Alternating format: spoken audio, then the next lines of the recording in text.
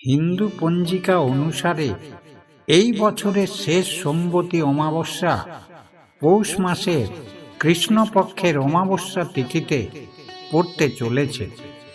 এই তিথি 30শে ডিসেম্বর 2024 সকাল 4:04 শুরু হবে এবং 31শে ডিসেম্বর 3:56 শেষ হবে। এমন পরিস্থিতিতে উদয় তিথির ভিত্তিতে 30শে ডিসেম্বর অর্থাৎ সোমবার সোমবতী অমাবস্যা পালিত হবে।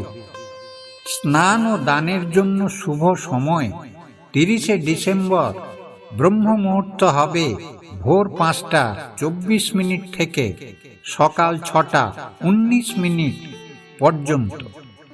এটি স্নানের জন্য একটি শুভ সময় বলে মনে করা হয়। এছাড়াও আপনি সূর্যোদয়ের সময় স্নান করতে পারেন। স্নানের পর দান করলে পুণ্য লাভ হয়। এতে জীবনের অনেক কষ্ট কমে যায়।